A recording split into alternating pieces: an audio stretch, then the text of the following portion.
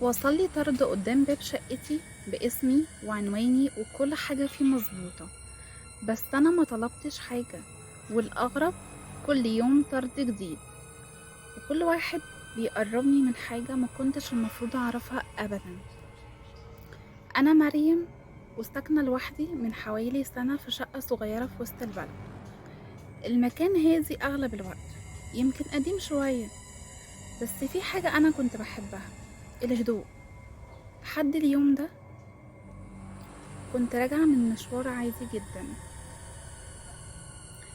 الدنيا كانت مغيمة كده والشارع فاضي، وأول ما وصلت قدام باب شقتي شفت حاجة على الأرض: كرتونة سودا ملفوفة بلزق أحمر وعليها اسمي وعنواني ورقم شقتي.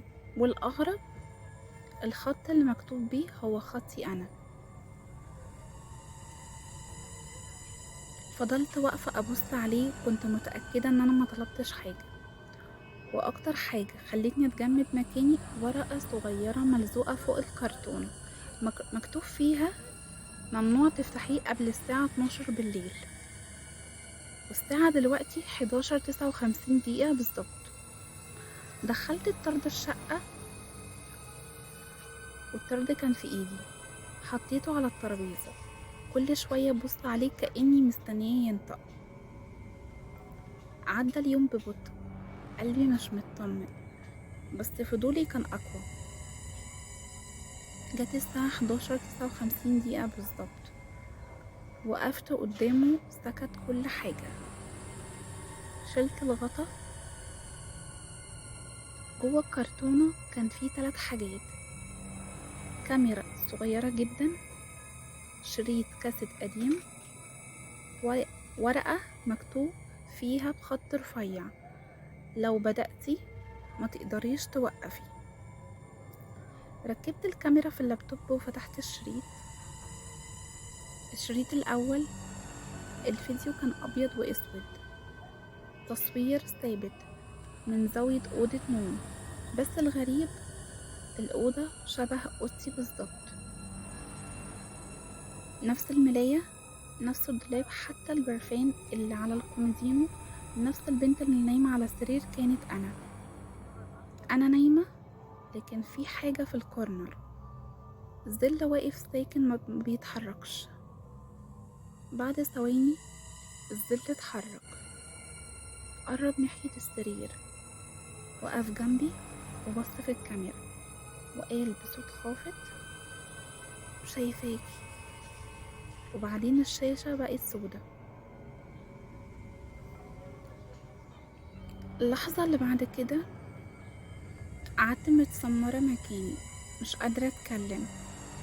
خرجت من الأوضة، نورت كل الأنوار، بس قلبي كان بيخبط، وإحساس مرعب جوايا بيقولي: في حد بيشوفك دلوقتي. الطرد التاني، تاني يوم الصبح وانا خارجة من الأوضة، لقيت كرتونة تانية قدام باب الشقة، نفس اللون، نفس اللزق الأحمر، بس المرة دي مكتوب عليها: الشريط التاني منتصف الليل.